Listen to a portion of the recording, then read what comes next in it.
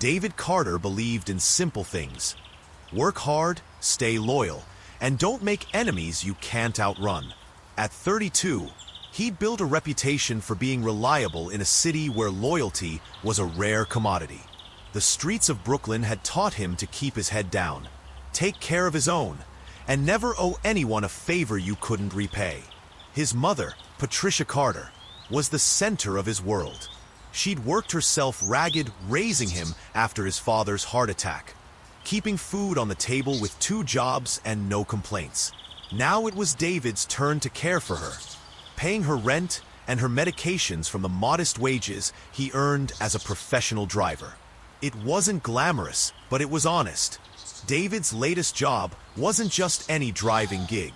He worked for Victoria Hale, one of the wealthiest women in New York City. Victoria wasn't just rich, she was powerful. Her father's tech company had been a titan when she inherited it, and under her leadership it became a juggernaut. She'd turned her father's fortune into a multi-billion-dollar empire, while still finding time for charity galas and speaking at universities about innovation. Most billionaires were untouchable, cold, distant. But Victoria? She was different. She remembered birthdays. She brought coffee for her staff when meetings ran late. She even asked David about his mother's health, surprising him the first time she did. He drove her everywhere, from her penthouse to corporate towers, charity events, private airports. 3 years without a single late arrival or complaint. She called him David, not driver, and treated him as if he were part of her inner circle. He respected her for that, respected her enough to never overstep. One Tuesday evening in March, David was waiting outside the Grand Meridian Hotel, engine idling, scrolling through messages on his phone when Victoria emerged, radiant in an emerald dress, hair perfectly swept back. She wasn't alone. A man followed her out, hand at the small of her back, wearing a tailored suit and a grin too perfect to be entirely sincere. "David, this is Ethan," Victoria said, voice warm. "He's meeting me for dinner tonight." "Pleasure," David said, tipping his head. Ethan's handshake was firm, maybe a little too firm, the kind men use when they're trying to prove something. His smile was charming, but David caught a flicker in his eyes, a sharpness, like someone measuring a chessboard. Over the next 2 months, Ethan was everywhere. Victoria spoke about him constantly, glowing like someone who'd finally found love after years of loneliness. They'd met in Miami, she said, at a nightclub where she'd gone with college friends for the first time in years. It had been spontaneous, electric. "He makes me laugh," she told David once during a late-night drive. "He doesn't care about the money. He didn't even know who I was at first." David smiled politely, but said nothing. He'd driven enough powerful people to know that charm often came with an angle. But it wasn't his place to judge. If Victoria was happy, that was what mattered. 2 months later, she married Ethan in a private ceremony at a vineyard upstate. The guest list was small, mostly family and close friends. David drove the newlyweds from the ceremony back to the penthouse, glancing at them in the mirror. Victoria looked blissfully in love. Ethan had an arm around her shoulders and a satisfied smile. The kind of smile David had seen on men who thought they just won the lottery. Life went on. David drove them to dinners, to galas, to quiet weekends away. Ethan was always polite to David, but there was a distance, like he barely noticed him, which was fine. David was paid to be invisible. Until the night everything changed. It was late, well past 11, and David was parked outside a luxury high-rise in Midtown. Ethan had told him to wait while he met an old friend from college. David decided to stretch his legs, strolling through the lobby to shake off the drowsiness. That's when he heard Ethan's voice. Low, sharp, not the playful tone he used with Victoria.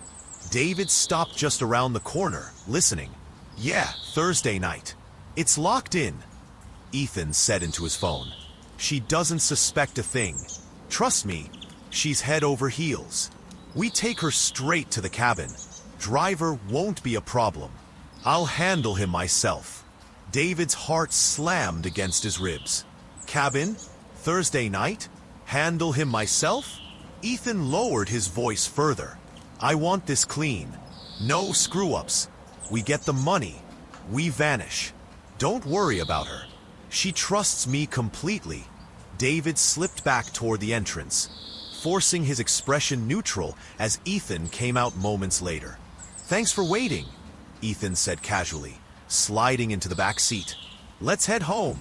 David said nothing on the drive, but his mind was a storm.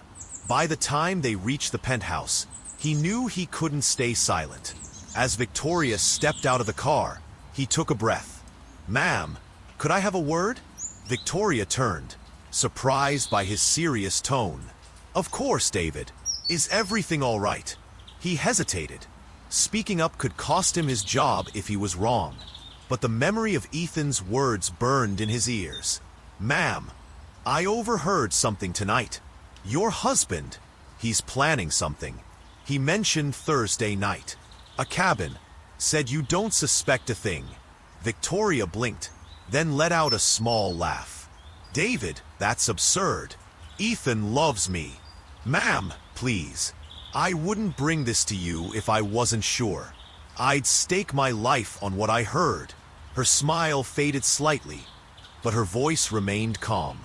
David, I appreciate your loyalty. Truly. But Ethan's my husband. I trust him with my life. David wanted to push harder, but her expression, kind, certain, told him it would only alienate her. He nodded, forcing himself to remain professional. Understood, ma'am. Good night. That night, David barely slept.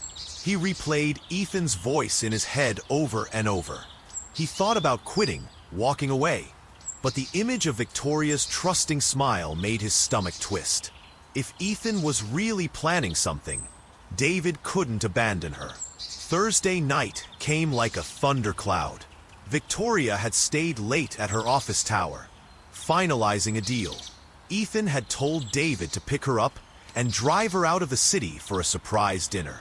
David kept scanning the mirrors as they drove down the highway. Every set of headlights behind them looked suspicious. He gripped the wheel tight, heart hammering. Then it happened. A black SUV accelerated fast, tailgating them. Another vehicle appeared on the side, boxing them in. Hold on, ma'am, David shouted, flooring the accelerator. The SUV behind them rammed hard.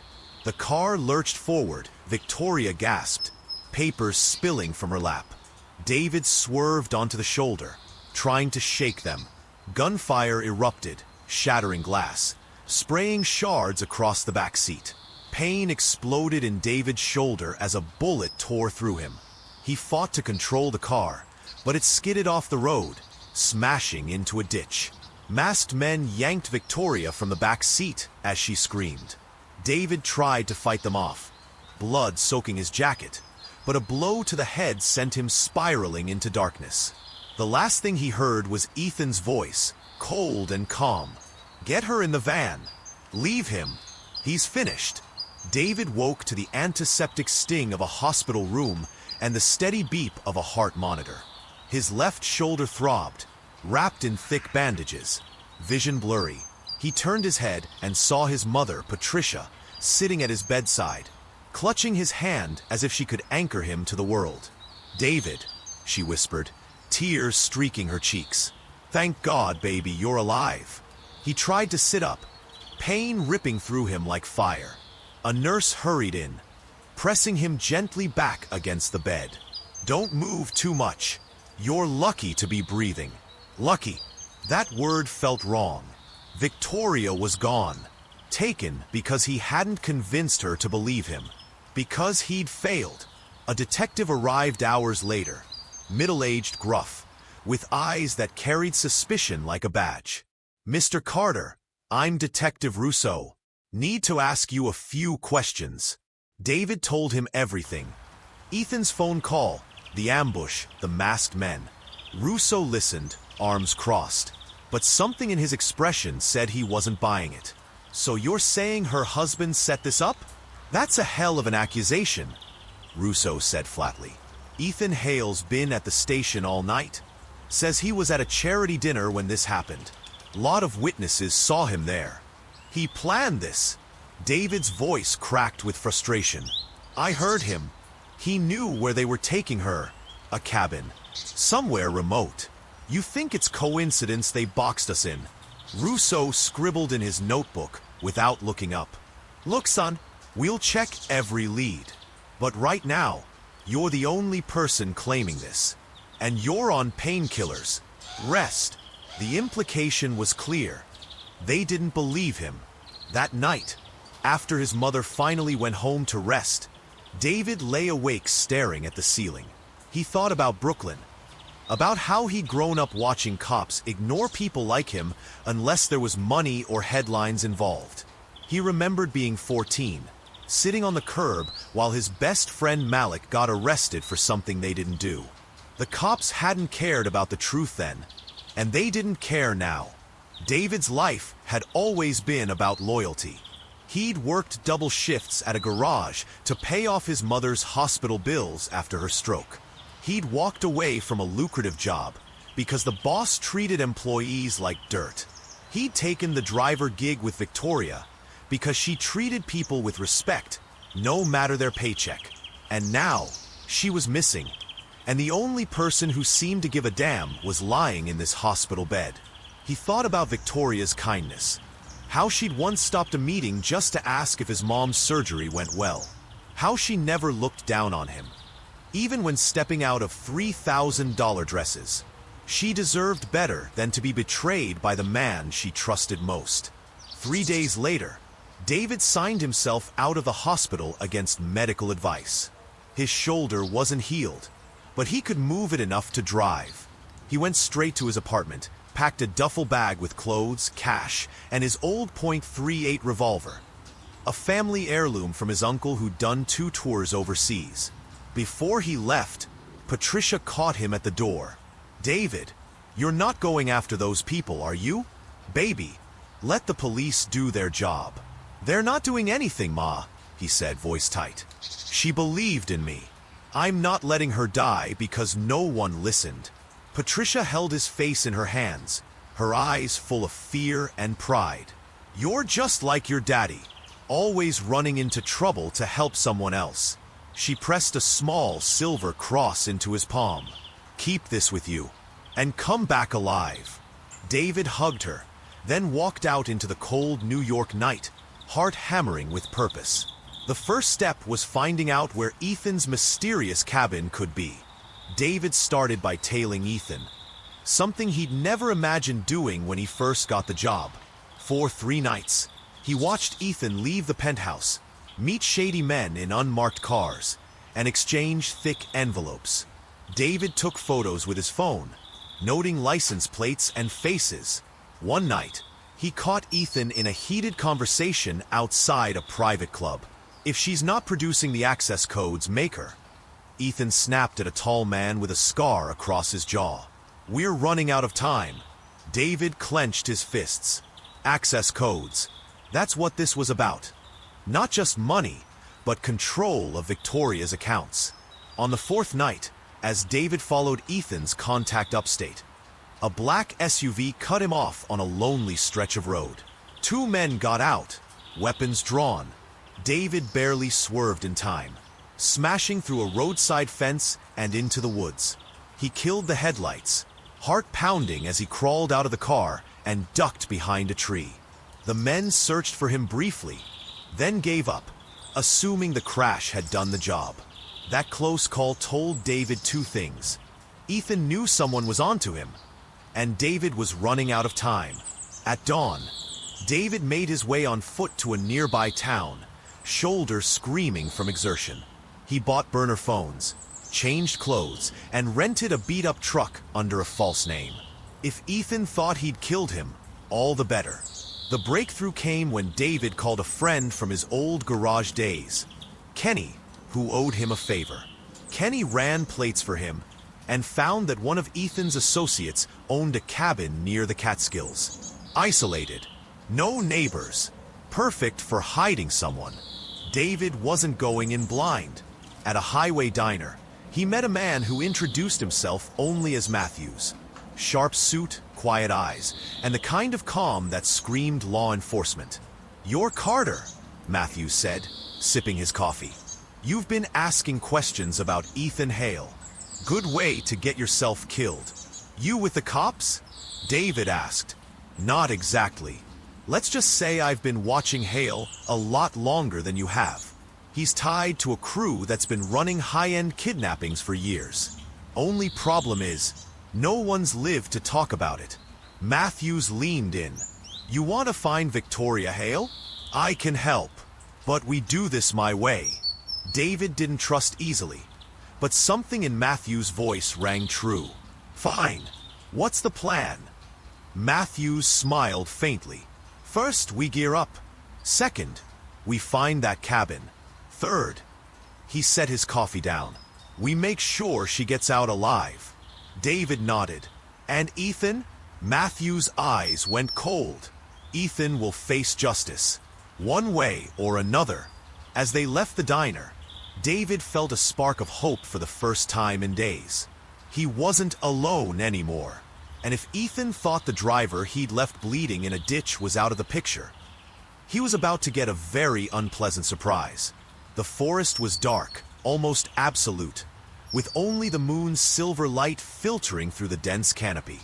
David Carter's boots crunched on damp leaves, each step sending a shiver of pain up his bandaged shoulder. His breath misted in the cold night air, and every shadow seemed alive with the possibility of Ethan's men waiting to end him. He hadn't slept properly in days. His body ached, every muscle a reminder of the ambush, the bullets, the blows that had nearly killed him. But his resolve was iron. He could survive anything, endure anything. Because Victoria Hale, the woman who had trusted him with her life and her confidence, was out there alone and desperate. Agent Matthews moved a few paces ahead, silent and purposeful. The man was calm, methodical, and seemed to glide through the forest without making a sound. He had the air of someone who had done this before, countless times. "You're exhausted," Matthews said quietly, not breaking stride. "We need to keep moving. They'll assume the hospital shot you, that you're out of the game. They won't expect you tracking them now." David's teeth clenched. "I don't care what they expect. I'll find her, or die trying." Matthews gave him a brief look of respect. "Good. Let's hope it's the first." Hours earlier, back in New York, Victoria Hale had been more than just a captive. She was a puzzle of contradictions. Intelligent, strong-willed, but also lonely enough to trust a man she barely knew.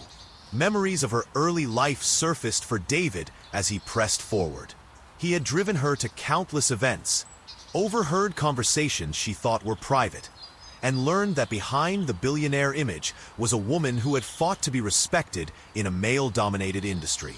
Her father had taught her about money, power, and trust. He had once said, "Victoria, wealth without wisdom is a curse, and trust is the most fragile currency of all." She carried those lessons into her adulthood, building empires, making friends cautiously, and protecting her inner life with fierce determination. It was perhaps that very trust, combined with loneliness, that had made her believe Ethan. He had appeared charming, effortless, and seemingly disinterested in her money at first. But David had seen the cracks. Ethan's lingering glances at her bank statements left unattended, his veiled questions about offshore accounts, and the slight impatience whenever David mentioned security protocols.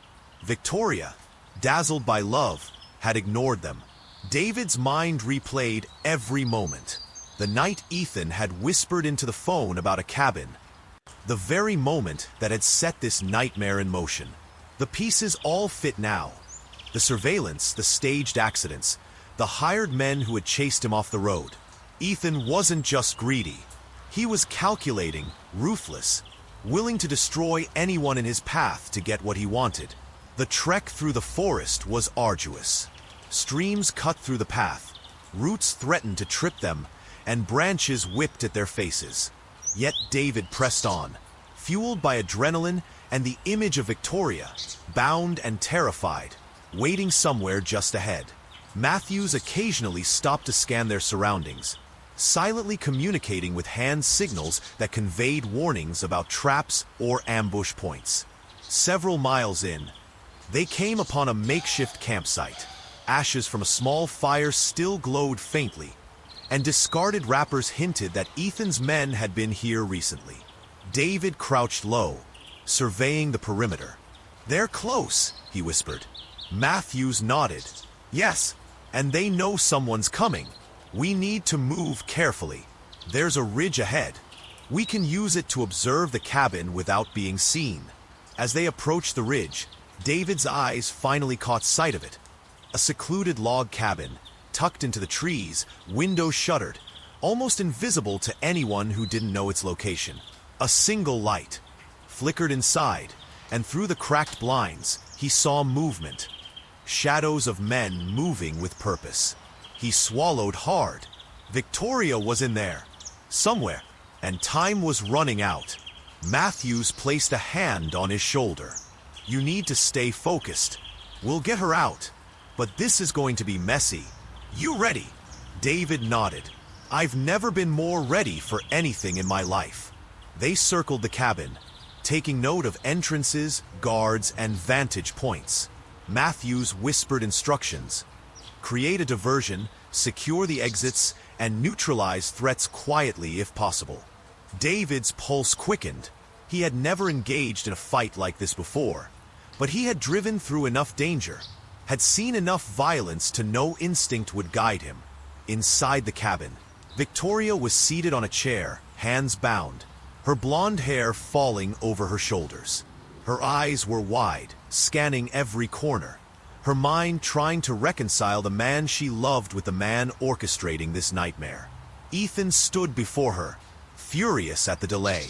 "You're going to give me what I want," he snapped, "or this ends badly." Victoria's throat tightened, but she refused to show fear. "I trusted you," she said, voice trembling yet firm. "I loved you." Ethan's jaw clenched. "Trust doesn't pay bills, sweetheart. Money does, and I'm taking mine." Outside, David and Matthews prepared their assault.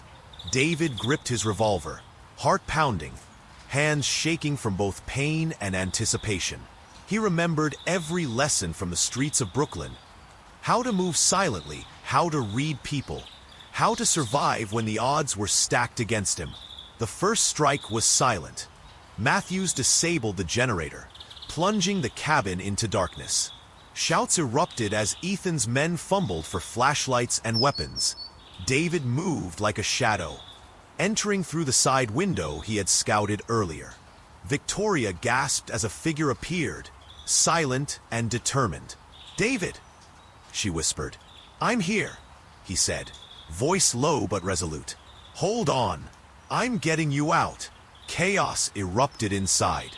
David fought fiercely, taking down two men who tried to block his path. Matthews engaged the others with precision, knocking them unconscious without a single wasted shot. Bullets ricocheted, glass shattered, and the cabin shook with the intensity of the fight. Ethan, realizing the tide had turned, grabbed Victoria and aimed a gun at her. David froze for a split second, then remembered every moment of betrayal, every ounce of fear and loyalty that had brought him here. With a burst of speed, he tackled Ethan, sending the gun skidding across the floor. They struggled violently, each man fueled by desperation. Victoria, seizing the moment, kicked the gun out of reach and grabbed a metal rod from the floor. "David, hurry!" she screamed. David wrestled Ethan to the ground, pinning him as Matthews restrained the remaining men. Finally, the fight was over. Ethan's breathing heavy, rage and fear mingling in his eyes. The cabin fell silent except for Victoria's sobs and David's ragged breaths. "You're safe now," David said, releasing Ethan to be tied up by Matthews. He pulled Victoria into his arms. She clung to him, shaking, tears soaking his shoulder. "I thought I'd lost you," she whispered. "You're not lost," he said softly. "Not while I'm alive." Hours later, back in the safe house Matthews had arranged, Victoria finally let herself collapse, exhausted. She looked at David with gratitude and awe. "You risked everything for me," she said. "I don't know how to thank you." "You don't have to," he replied. "Just stay alive. That's thanks enough." Over the following days, law enforcement swarmed. Ethan and his accomplices were arrested. Their plan dismantled piece by piece. Victoria returned to her life, shaken but determined, and David remained by her side, not as an employee, but as the man who had saved her when she needed him most. In quiet moments, Victoria and David spoke of life, trust, and loyalty. Each conversation built an unspoken bond, a foundation that would eventually grow into something neither of them could have expected. Love born of courage, respect, and survival. As the sun set over New York, Victoria and David stood together on her penthouse balcony. The city lights glittered below, but their eyes were locked on each other. They had survived betrayal, violence, and fear, and though the path ahead was uncertain, they would face it together. A small envelope slid under the balcony door. Victoria picked it up, opening it slowly. Inside, 2 words written in jagged ink. "Not over." David's eyes narrowed, but he didn't flinch. Whatever came next, they would face it, side by side. The courtroom smelled of polished wood and tension. Sunlight streamed through tall windows, glinting off the brass nameplates and casting long shadows across the rows of seats. David Carter sat quietly beside Victoria Hale, his shoulders still aching from the ambush, but his eyes sharp, alert. He had seen fear, betrayal, and greed up close, and now he was about to witness justice unfold. Ethan Cross, once so charming, now looked small and vulnerable in the defendant's chair. The arrogance was gone, replaced with a jittery unease that David found satisfying. The gang members, scattered around him, avoided eye contact, faces pale and taut. The judge entered, and the room hushed. "Court is now in session," the judge announced, her voice firm and steady. She was mid-40s, composed, and carried authority effortlessly. David noted her eyes, sharp, intelligent, and fair. She would ensure the truth mattered here. The prosecution began its case, laying out the sequence of events with meticulous detail. Security footage from the ambush, cell phone records of Ethan's communications, photographs of the cabin and weapons. Everything painted a damning picture. When Agent Matthews took the stand, he recounted the trek into the forest, the firefight at the cabin, and David's bravery in rescuing Victoria. Victoria herself spoke next. She described the shock of being betrayed by the man she loved, the terror of the kidnapping, and the relief of David's unwavering determination to save her. Her voice trembled, but there was strength beneath it. David felt a lump in his throat as he glanced at her. She wasn't just the woman he admired. She was the one who had made him believe loyalty could mean something in a world full of lies. Ethan's defense tried to claim coercion, mental instability, and that he had no knowledge of the plan's execution. But the evidence was overwhelming. Emails, bank transfers, intercepted communications. It was all there. Each lie he told was dismantled by facts that only someone who had seen the operations up close could know. David listened quietly, his hands clasped tightly. Memories of the ambush flooded him. The feel of the steering wheel under his bloodied hands, Victoria screaming as the men dragged her away, the searing pain of the bullet in his shoulder. Every flashback fueled his resolve. Not hatred, not revenge, just the satisfaction that the truth would prevail. The judge finally turned to Ethan. "Mr. Cross, given the evidence presented, your actions constitute federal kidnapping, conspiracy to commit fraud, and multiple counts of attempted murder. You have betrayed not only your spouse, but the trust of this court and the law. You will face the maximum sentence." Ethan's face went pale. He opened his mouth to protest, but no words came. The gavel struck. Justice, long delayed, had been served. Outside the courtroom, Victoria turned to David. Her eyes shimmered with unshed tears. "I owe you everything," she whispered. "You don't owe me anything," he replied softly. "You trusted me. That's enough." But she smiled faintly, a spark that had nothing to do with gratitude. It was recognition, admiration, and something deeper. Something that had been growing between them since the night he'd rescued her in the cabin. Over the following weeks, life gradually returned to normal. Victoria resumed her work with a renewed determination, stronger and wiser. David remained at her side, but their relationship began to shift subtly. Lunches became dinners. Casual smiles lingered a beat too long. Shared glances, quiet moments of understanding. The bond forged in fire was evolving into something neither wanted to name too quickly, afraid of breaking the fragile balance of their lives. One rainy evening, Victoria and David found themselves alone in her penthouse. The city lights reflected in the wet streets below, painting streaks of gold and silver across the floor-to-ceiling windows. She stood beside him, watching the rain, and then turned with a tentative smile. "I keep thinking about what you did for me," she said, voice soft. "Not just saving me, everything. You didn't have to." And yet, David shrugged, a small, rueful smile on his face.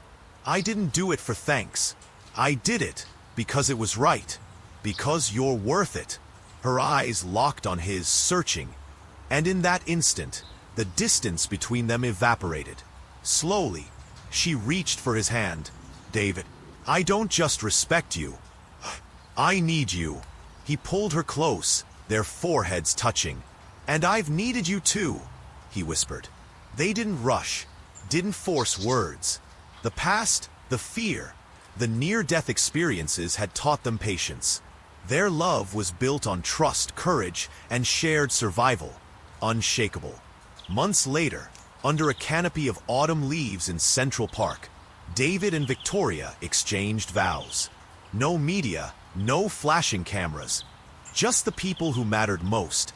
Her mother, a few close friends, and Patricia, David's proud mother, smiling through tears. It was intimate, personal, a union forged in fire and loyalty. As they walked hand in hand through the park afterward, a small envelope slipped beneath Victoria's hand. Curious, she opened it slowly. Inside were two words, written in jagged, menacing letters. "Not over." David's jaw tightened. He didn't flinch, didn't panic. He knew whatever threat remained would be faced together, side by side. He slipped an arm around Victoria's shoulder, holding her close as she leaned against him, and whispered, "We'll handle it." Together, above them, the city pulsed with life, oblivious to the danger that still lingered in the shadows. But David Carter had learned one thing in all his years. Loyalty, courage, and love could survive anything. And with Victoria by his side, he was ready for whatever came next. They had survived greed, betrayal, and violence. They had found justice, and they had found each other. The story ended, not with an ending, but with a promise that even in a world full of lies and danger, trust and love could prevail.